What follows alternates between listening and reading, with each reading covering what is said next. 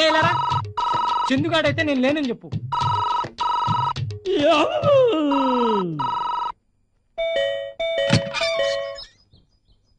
ఎవరా నువ్వు? ఏం కావాలి? ఏటక్కర్లేదు కానీ ఈ అడ్రస్ ఎక్కడ కాస్త చెప్పరా.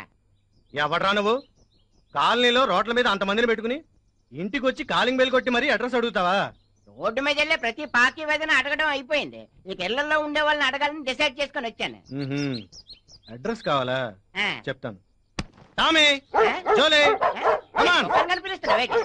కుక్కలున్నాయని బోర్డు పెడితే లోపల రాను కదా. అడ్రస్ కావాలి. అడ్రస్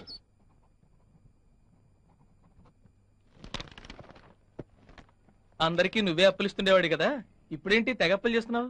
ఏం చేయమంటారు రత్నం గారు, మా నాన్నగారికి ఆరోగ్యం బాగాలేదు. పాపం హోల్లో హార్ట్ పడిందంట.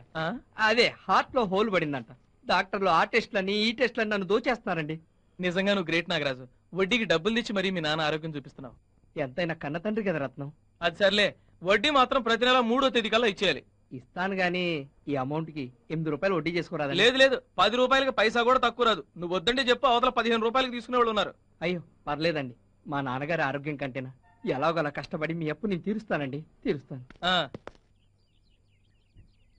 ఇవ్వండి 50,000. ఏంటి అప్పుడే అడ్జస్ట్ అయ్యా? చాలా థ్యాంక్స్ అండి. వడ్డీ ఎంతండి? అదే నేను వడ్డీకి తీసుకురాలేదండి. మరి అంటే అది ఏదో మీ అదృష్టం లేండి. అంటే అంటే అది పొద్దున్న జాగింగ్కి వెళ్తుంటే 50,000 దొరికాయి. దొరికాయా? Thank god. మరైతే మీకు వడ్డీ ఇవ్వక్కర్లేదా? మరి డబ్బు మీకు తిరిగి ఎప్పుడు ఇవ్వాలి? భలే వారండి మీరు. అయినా తిరిగి మీ దగ్గర వసూలు చేసుకోవడానికి ఇది నా కష్టార్జితమైనా కదా. అది కాదు నాగరాజు గారు, ఆడవాళ్ళు అడిగితే ప్రతి మగాడు హెల్ప్ చేస్తాడు, కానీ ఏదో ఆశిస్తారు. మీకు అలాంటి ఉద్దేశం ఏదైనా ఉంటే దయచేసి డబ్బు వెనక్కి తీసేసుకోండి. ఓకే సరిత గారు, సమయం వచ్చింది కాబట్టి నా మనసులో మాట చెప్తున్నాను. మీరంటే నాకు చాలా ఇష్టం అండి, అందుకే ఈ డబ్బు ఇచ్చాను. మీరు పరిచయమైన మొదటి రోజు నుంచి ప్రతి క్షణం మిమ్మల్ని తలుచుకుంటున్నానండి. ఏ రోజన్నా మీరు కనిపించకపోతే ఆ రోజు నాకు చాలా ఇదిగా ఉంటుంది. మీలాంటి అందమైన అమ్మాయిని రఘు పెళ్లి చేసుకున్నందుకు నేను జెలసీగా ఫీల్ అవుతాను. కానీ ఆ రఘు మిమ్మల్ని భార్యగా చూడటం లేదని, మీ ఇంట్లో వాళ్ళ కోసం మీరు అతనితో కాపురం చేస్తున్నారని తెలిసింది. మీకు ఇష్టమైతే చెప్పండి, నా భార్య బిడ్డలు వదిలేసి వస్తాను. మన ఇద్దరు ఎక్కడికి వెళ్ళి హాయిగా బతుకుదాం. అయ్యో వద్దండి, మా ఇంట్లో వాళ్ళకి తెలిస్తే నన్ను చంపేస్తారు. సరే మీ ఇష్టం వచ్చినట్టే కానివ్వండి. మీ ఇంట్లో వాళ్ళకి భయపడి వారితోనే కాపురం చేయండి. ఆ తర్వాత ఈ సమాజం మీ నెత్తిని కిరీటం బట్టి పతివ్రతాన్ని బిరుదిస్తుంది. సరేనా? లేకపోతే ఏంటి సరిత గారు, ఇది మీ జీవితం, మీ ఇష్టం వచ్చినట్టు బతకండి. ఎవరో ఏదో అనుకుంటారని మీ లైఫ్ ఎందుకు పాడు చేసుకుంటారు? మీ మనసు మార్చుకొని నాతో రావడానికి సిద్ధమైతే చెప్పండి, 2వ నిమిషంలో మీ ముందుంటాను. మీకు ఎప్పుడు ఏ అవసరం వచ్చినా నన్ను అడగండి, ఎంత డబ్బైనా సాయం చేస్తాను. వస్తాను సరిత గారు.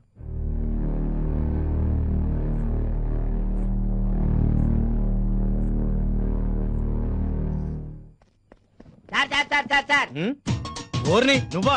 అమ్మా కుక్కల్లా కొడుకు. ఆగరా. చిన్నప్పుడు నేను రన్నింగ్ రేస్ లో ఫస్ట్ వచ్చాను తెలుసా? ఇంకోసారి కాలనీలో కనబడ్డావంటే మక్కెలు ఎరగదంతా. ఏ గాడిది కొడుకు ఇచ్చాడ్రా నీకు అడ్రస్? వచ్చి మా కాలనీ మీద పడ్డావు బక్కనాయాల. ఈడవటండి బాబు, అడ్రస్ అడిగితే కోపంలో ఉంది. సార్ సార్ హాస్పిటల్ గట్ల పోవాలా సార్? లెఫ్ట్ లోనా రైట్ లోనా? జర కన్ఫ్యూజన్ గా ఉంది సార్, చెప్తారా? లెఫ్ట్ లోని ఎలకు, రైట్ లోని ఎలకు. రోడ్డుకి సెంటర్ లో తిన్నగా నడిచి వెళ్ళిపో. అట్నుండి ఏ కారో బస్సో లారీ వచ్చి గుద్దేస్తుంది. చచ్చావనుకో శ్మశానానికి తీసుకెళ్తారు, బతుకున్నావనుకో ఆలే హాస్పిటల్ తీసుకెళ్తారు. నేనే అడ్రస్ కోసం ఎదుగు చేస్తుంటే మధ్యలో ఈడొకడు ఎలా ఈడదామా ఖరాబ్ అయిందిలో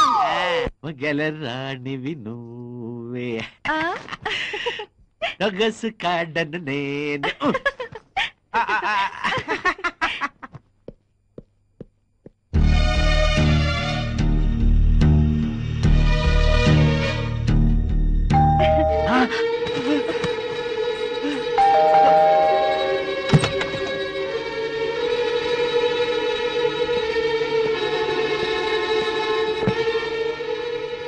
ఏం చేస్తున్నావు? పడుకున్నాను. ఎవడి పక్కలో? బయట ఉన్న చెప్పులు ఎవడివి? అవి ఇందాక మీకోసం అంజయ్ గారు వచ్చారు. మీరు క్యాంప్ కి వెళ్లారని చెప్తే వెళ్ళిపోతూ చెప్పులు వేసుకోవడం మర్చిపోయినట్టున్నారు. ఎంత అందంగా అబద్ధం ఆడుతున్నావే. అందుకే అన్నారు రంకునెత్తిన మా బొంకుని అరవదని.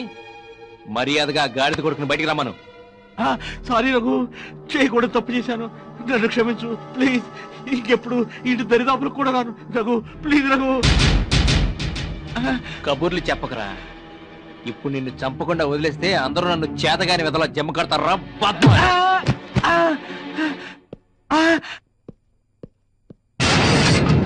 ఎందుకు ఇది కొడుతున్నారు? వీడు ఫ్రెండ్ భార్య అని కూడా చూడకుండా నీకేవో మాయ మాటలు చెప్పి నేను లోపరుచుకుంటాడా? నాకెవరు మాయ మాటలు చెప్పలేదు, బలవంతం చేయలేదు. నీలాంటి చేతకాని వాడిని చేసుకున్నందుకు నేను ఇలా అడ్డదారులు తొక్కాల్సి వచ్చింది. అమ్మ పెట్టదు, అడుక్కు తిననివ్వదని. ఏం కూసేవా బరి తెగించిందానా? సరిత సరిత ఏయ్, నా కళ్ళ ముందే నా సరితను కొడతావురా నిన్ను.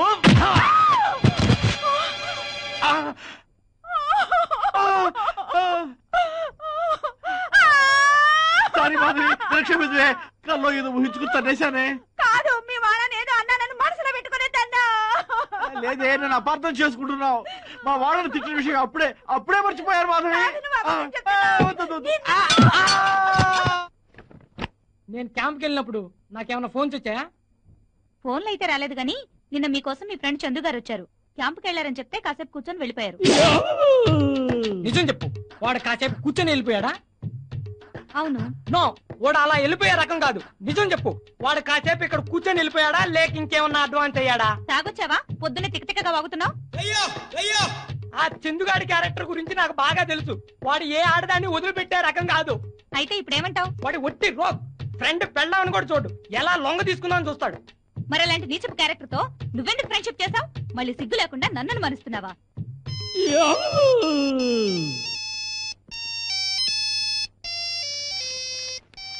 చందుగాడి తల్లే. అరే చందు, చివరికి నా పెళ్ళాన్ని కూడా వదిలిపెట్టావురా. నీతో ఫ్రెండ్షిప్ చేయటం నా కర్మరా, నా కర్మ. ఒరే రఘు, ఆ, ఆగు. నువ్వు నాకు 10,000 ఇచ్చావు, తీసుకో. దేనికి? నీకు గుర్తుండి ఉండదులే, కింద సంవత్సరం ఇచ్చావు, ఉంచు. నీకు 10,000 ఇచ్చిన విషయం నాకు అసలు గుర్తే లేదురా. నీకు నీ చనిపోయిన భార్య తప్ప ఏమి గుర్తుండదు, తీసుకో. సరే థ్యాంక్స్ రా. ఇదేదో నిన్న ఇచ్చుంటే ఈ పాటికి మా ఊళ్ళో ఉండేవాడు కదరా. ఆ ఐడియా నాకు తట్టలేదే. చేతి ఏదో ప్లాన్ వేసి ఉంటాడు. ఈ కొట్టు నీకు రాసేద్దామని ప్లాన్ వేస్తున్నాను. యాదవా. ఆ సరిత, సీనిగడ్ గారిని ఫోన్ చేస్తే నేను ఎల్లుండి వస్తానని చెప్పు. సరే. బాయ్.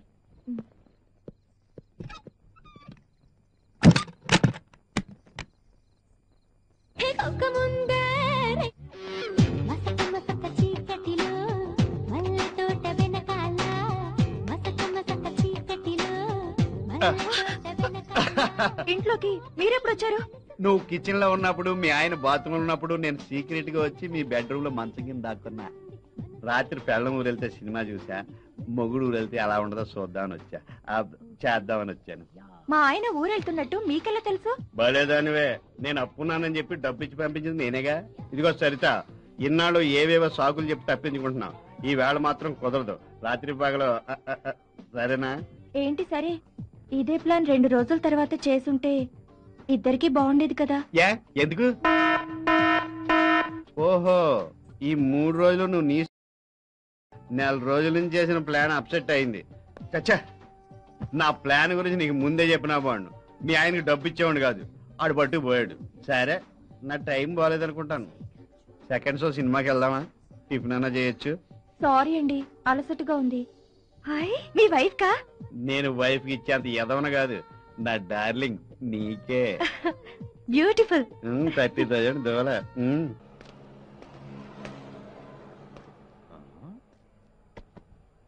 చూడు బాబు, నిన్ను చాలా రోజుల నుంచి ఈ కాలనీలో చూస్తున్నాను. ఎవరు కావాలి? ఈ అడ్రస్ అడిగితే ఎవరు తెలియదు అంటున్నారండి. ఆహా. కనీసం మీరైనా చూసి చెప్పండి. చెప్తా. పూతరేకుల Paparayudu, flat number 80, door number 17420, SR colony, Saibaba గుడి పక్కన. సాయిబాబా గుడి పక్కనైతే ఫ్లాట్ నంబర్ 80 రాదే. చూడు నాయనా, ఈ అడ్రస్ ఎవరో నీకు తప్పు రాసిచ్చారు. మా బాబాయ్ గారు కరెక్ట్ గానే రాశారండి. విజయవాడ వెళ్ళి ఎస్ఆర్ కాలనీలో ఎవరిని అడిగినా సరే తప్పిమని చెప్పేస్తారని చెప్పాడండి. ఎందుకు చెప్తారు? అది ఎందుకు చెప్పరు? నిన్ను తగలయ్యా. విజయవాడ అడ్రస్ తీసుకొచ్చి హైదరాబాద్ అడిగితే ఎలా చెప్తారయ్యా? అయితే విజయవాడ కాదా? సంపుతా, ఇది హైదరాబాదు. విజయవాడ అనుకుని హైదరాబాద్ ఎలాగొచ్చేసాను నేను. ఇది అడ్రస్. థ్యాంక్స్ అయ్య బాబు. ఈ హడావుడి పడిపోయి లెటర్ మర్చిపోయాను. అబద్ధాలు చెప్పకరా. నిన్న వెళ్ళిన వాడి వాళ్ళు వచ్చేసావు. నీకు నీ భార్య మీద ఇష్టం లేకపోతే విడాకులు ఇచ్చి పంపించేసాయి. తన చావేదో తను చేస్తుంది. అది కాదురా. రేయ్, ఇన్నాళ్ళు నువ్వు ఎప్పుడు వచ్చినా నా రూమ్ లో ఉండమని చెప్పి నిన్ను నీ భార్యని పరోక్షంగా దూరం చేశాను. ఇక నుండి ఆ పని చేయదలుచుకోలేదు. దయచేసి ఇక నువ్వు నా రూమ్కి రావద్దు. నేను ఇలా అంటున్నందుకు ఇప్పుడు నువ్వు బాధపడ్డా నేను చేసింది కరెక్ట్ అయిన తర్వాత నీకే తెలుస్తుంది.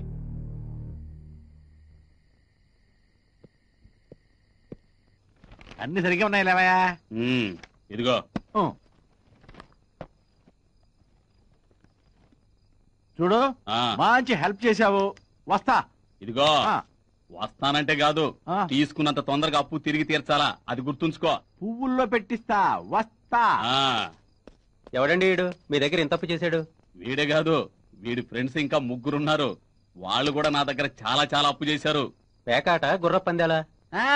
అదేం కాదు, సరితని ఓ అమ్మడి కోసం ఒక్కోడు నా దగ్గర లక్షలు అప్పులు చేశారయ్యా. ఏదో రోజున దాని మొగుడికి వాళ్ళ సంగతి తెలిసిద్ది, దాన్ని ఇంట్లోంచి బయటికి గెంటేస్తాడు.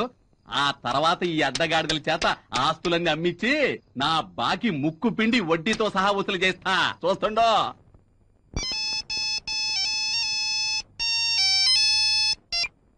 హలో. హాయ్. సరిత గారా? అవునండి. నిద్రపోతున్నారా?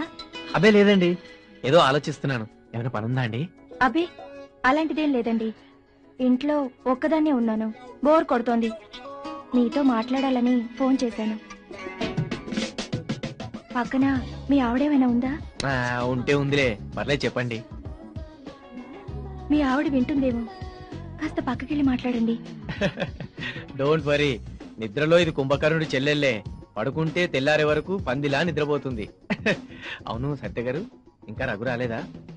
లేదండి, రేపు వస్తున్నానని ఇందాకే ఫోన్ చేశారు. సరిత గారు, మిమ్మల్ని ఒకటి అడగొచ్చా? ఏంటో చెప్పండి. నేనిప్పుడు మీ ఇంటికి రావచ్చా? అమ్మో వద్దండి, మీ ఆవిడికి తెలిస్తే బాగోదు. తెలిసిన ఈవిడ గారు చేసేదేం లేదులే. చెప్పండి, మీ ఇంటికి రావచ్చా?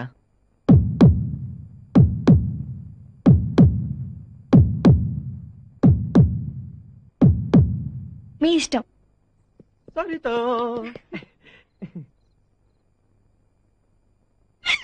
అబ్బా వదలండి. ఏ ముందు ఫ్రెష్ గా స్నానం చేసి రండి. అంతేనా? ఏదో ఒక సాగు చెప్పి ఈ రోజు కూడా డిసప్పాయింట్ చేస్తావా? అలాంటిదేమీ లేదు కానీ ముందు స్నానం చేసి రండి. ఒక్క నిమిషం. దేనికి? రాత్రి అంతా నిద్రపోకుండా ఉండడానికి. ఓ అంతేనా? ఇంకా దేనికో అనుకున్నాలే. మనది ఉక్కు శరీరం. ఈ బాడీకి మందులు మాకు అక్కర్లేదు తెలుసా? ఎంతటి మగధీరిలో చూస్తాగా, వెళ్ళి స్నానం చేసి రండి.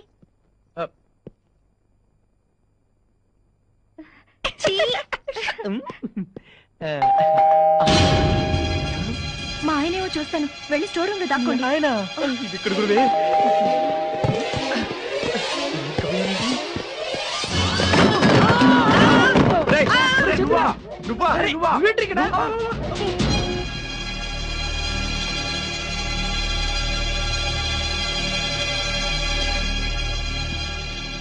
మిమ్మల్ని చూశాక నాకు అర్థమైంది ఏంటంటే 1 lakh దీనికి ఇచ్చా పట్ట. నువ్వు ఉత్తి 1 lakh, నేను 2 lakhs ఎస్టిడి బూత్ అమ్మి. ఈ బూత్ పనిక బోర్డుది 2 లక్షలైతే మాదాపూర్ లో కొత్తగా కట్టిన ఇల్లు అమ్మిచ్చాను రా, దానికి 4 లక్షలు. నేను నిన్నే 5 లక్షలు 10 రూపాయలు వడ్డీకి తెచ్చిచ్చాను రా. అమ్మని అంటే మన నలుగురిని వెర్రి దద్దమ్మలు చేసిందనమాట. దీని అంతు చూడాలి. బండారం బయట పెట్టి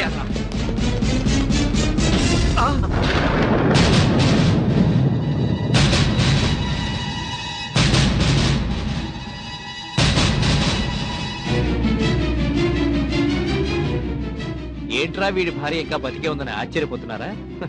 తను హాస్పిటల్లో ఉన్నప్పుడు మీరెంతో ఉదారంగా ఇచ్చిన డబ్బుతో చనిపోకుండా ఏదో బతికున్న శవంలా పడుందిరా. మీకు బుద్ధి చెప్పాలనే ఉద్దేశంతో బతికున్న నా భార్యను చనిపోయినట్టు అబద్ధం చెప్పి మీతో పాటు ఈ కాలనీ వాళ్ళందరినీ కూడా నమ్మించానురా. ఇన్నాళ్ళు మీరు అనుకున్నట్టు సరిత నా భార్య కాదు, డబ్బు కోసం ఒళ్ళమ్ముకునే ఆడది. పచ్చిగా చెప్పాలంటే ఒక వేశ్య.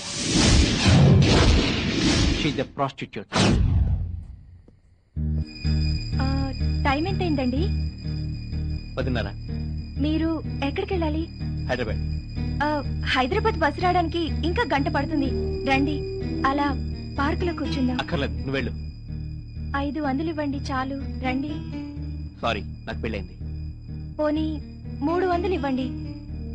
నేను అలాంటి వాడిని కాదు, వెళ్ళు. మీకు తోచింది ఇద్దరు గాని రండి. ఏయ్ చెప్పేది నీకు కదా, పిచ్చి పిచ్చుకుందా? వెళ్ళు.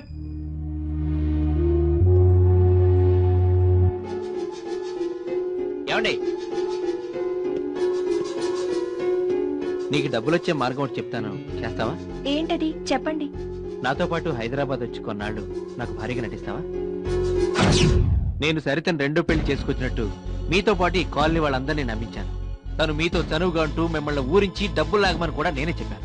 ఫ్రెండ్ భార్యను కోరుకోకూడదన్న సంస్కారం మీలో ఏ ఒక్కడికైనా ఉందారా? సరిత ఒళ్ళమ్ముకునే ఆడదైనా తనకు మీకంటే ఎంతో నీతి నియమాలున్నాయా? మీ అందరి దగ్గర వసూలు చేసిన డబ్బు అంతా తిరిగి మీకే ఇచ్చేస్తానని, కానీ నేనే వద్దని చెప్పి సరితనే తీసుకెళ్ళమన్నాను. మీ మూలంగా నేను నా భార్య ఎంతో నష్టపోయాం. కనీసం సరితైనా ఆ డబ్బుతో హ్యాపీగా బతికేస్తుంది. మీరు నాకు చేసిన ద్రోహానికి నేను మీకు విధించిన శిక్ష ఇదే. వెళ్ళండి. రే రఘు, ఎవడో చెప్పిన మాటలు విని మమ్మల్ని అపార్థం చేసుకుంటున్నావురా? నిజంగా నీ భార్య హాస్పిటల్లో ఉన్నప్పుడు మా నలుగురి దగ్గర డబ్బులు లేవురా. అయినా మా దగ్గర డబ్బులుంటే నీకు ఇవ్వక ఇంకెవరికి ఇస్తాం? ఏరా ఏవండి చలపతి గారు, చిట్ ఫండ్ కంపెనీ 5 లక్షలకు షూరిటీ కావాలని అడిగితే వెనక ముందు కూడా ఆలోచించకుండా సంతకం పెట్టాను. కానీ తమరు షాప్ లో దాక్కు నుండి కూడా కుర్రాడి చేత లేనని అబద్ధం చెప్పించలేదు.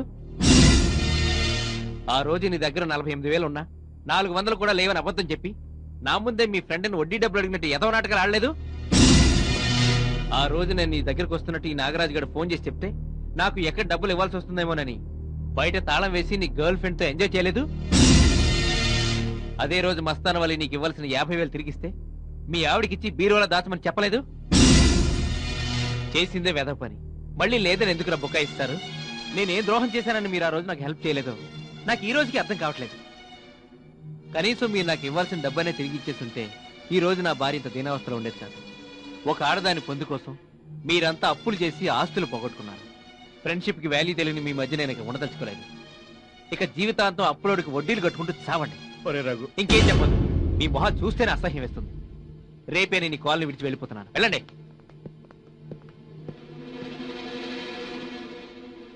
ఈ రహస్యం ఇక్కడే సమాధి అయిపోవాలి. Prestige issue.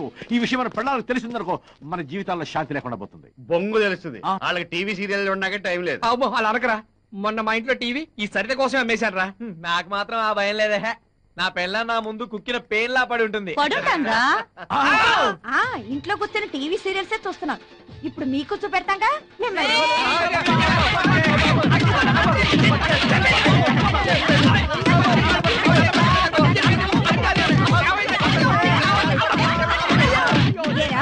పెళ్ళే ఇన్నేళ్ళైనా 2 రూపాయలు పెట్టి మళ్ళీ పూలు కొని పెట్టావరా? దానికి డైమండ్ రింగ్ కొని పెట్టావా? ఏంటో ఇది మొగుడు చూడుకుని రోడ్డు మీద రెక్క వచ్చిందని కొడతాం. ఇంటి దగ్గర కూర్చొని మాట్లాడుకుందాం.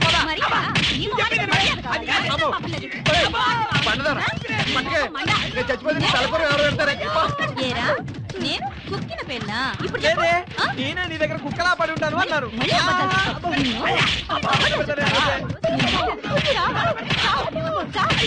పద్మ చావు బతుకుల్లో ఉంటే రఘు వచ్చి సాయం అడిగితే డబ్బులు లేవని అబద్ధాలు చెప్తారా? నీ మొహాలు మంట, మిమ్మల్ని తగలయ్యా. బంగారం అమ్మేదమ్మా. ఏయ్ సరిత, ఇంకా ఆవిడ గారిని మర్చిపోలేదా? ఏమండి, ఒకవేళ నేను చనిపోయి ఉంటే ఏం చేసేవారు? పిచ్చోడు అయిపోయేవాడిని. అదేంటి, మళ్ళీ పెళ్లి చేసుకునేవారు కదా? ఏమో, పిచ్చోడు ఏమైనా చేయొచ్చు.